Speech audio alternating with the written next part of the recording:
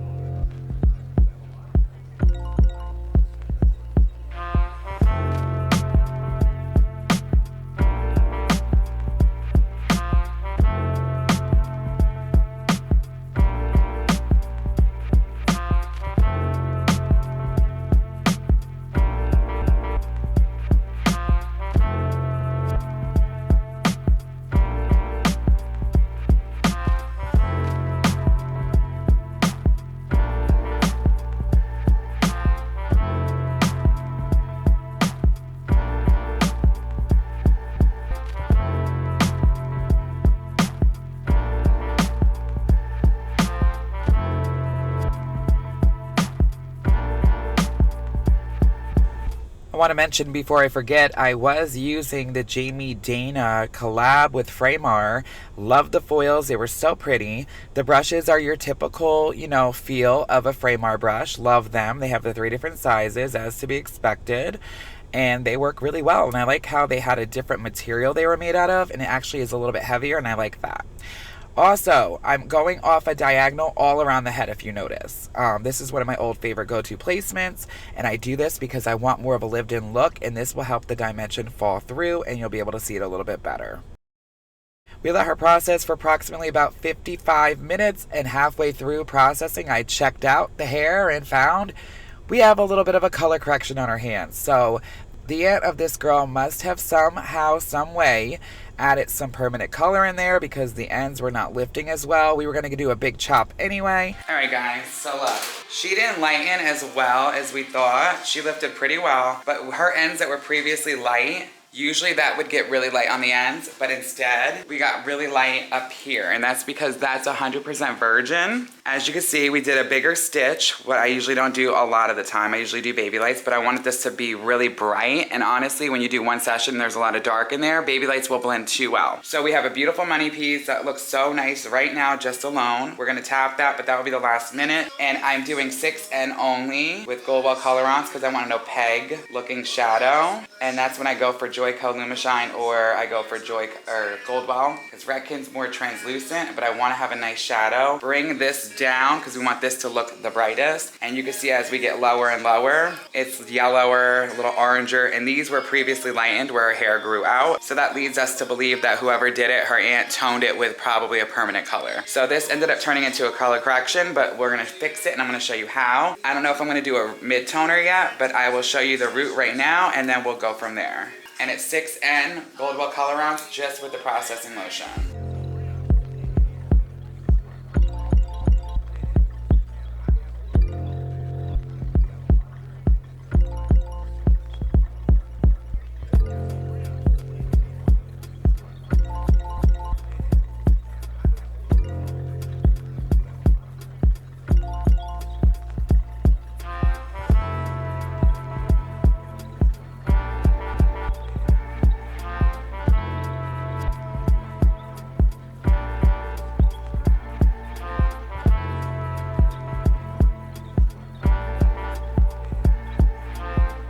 You guys know I love doing N's and NAs on the root, and I know Goldwell and Joico do run a little bit warmer than shades. Shades you could probably get away with just an N because they're really cool based for a neutral.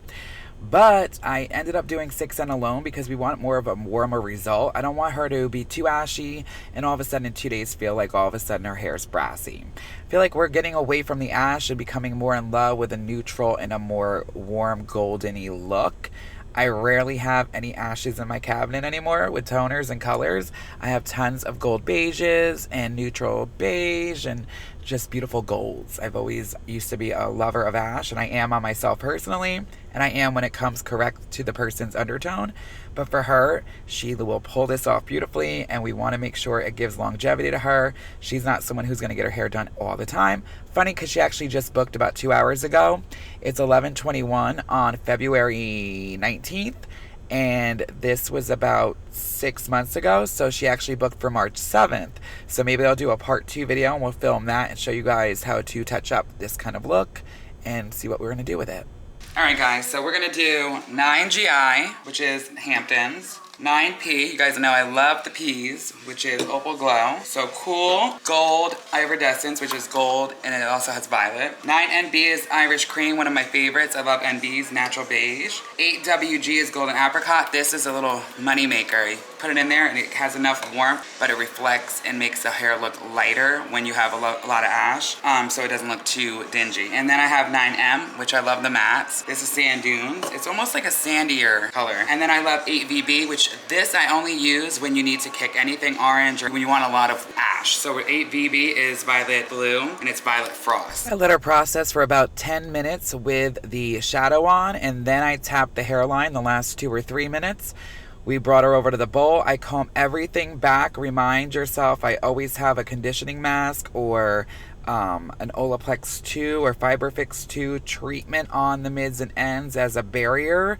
You don't want any splotchiness or anything making any lines or getting in on the blonde hair or dinging it out when you rinse. I always use cool water when I rinse it out. You don't want to make that blonde hair suck that color up or dinge it out. So we have a beautiful mix of different cool tones and warm tones, and it's going to give us a really beautiful result.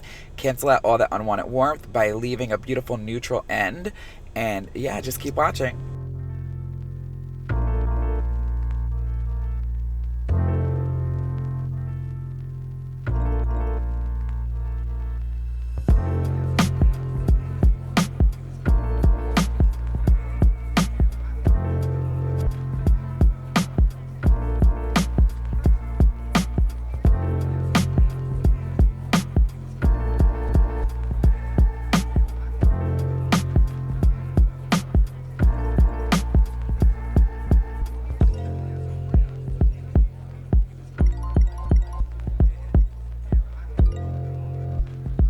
Now we're gonna cut her hair, but I just want to show you guys before we did anything else. Those money pieces are popping. It's a nice lived-in blonde, around roughly like a level 8, 9, with her level 6 dimension. And those money pieces are everything. And we have that rooted look. That's why I like the Goldwell or Joico when I do rooted. Like, want a real rooted look because it really is opaque, and you can still see the highlights, but it's like a see-through blanket, and it will also lighten up as time goes on and come back up while her hair is growing, so it gives her longevity. But now we're gonna cut it, we're gonna chop it, so I'm gonna let you guys see that because I don't do many cutting videos, but I'm gonna let the camera roll.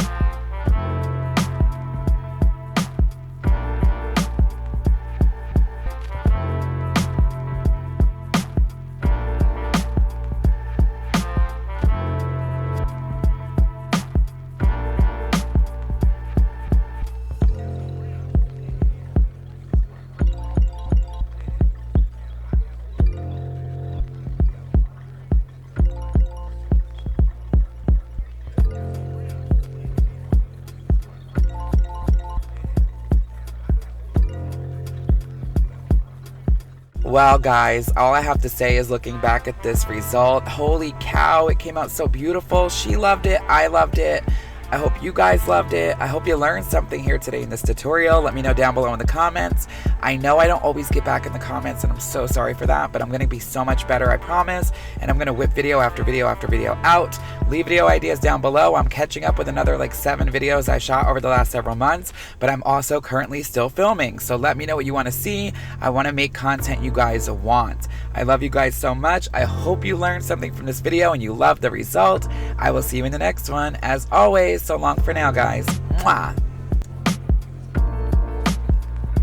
What do you think? I'm obsessed. Absolutely obsessed. It looks so cute, you guys. It and the feels base frame so is good. amazing. We're just gonna wave it, but I want to show you guys after the cut. Like, look how healthy, dimensional, beautiful, and lived in. This is something I would do for somebody who wants that lived in, low maintenance, where it grows out beautiful. They don't have to do it more than like 2 or 3 times a year. Just do a partial or something to touch up the top. And then she still has those natural, very natural money pieces. Not too thick or chunky. We tapped them the last minute. It just looks so natural. And I'm glad the color came out the way it did. I know I wanted to be a little bit lighter, but there was obviously something on the ends that we weren't expecting.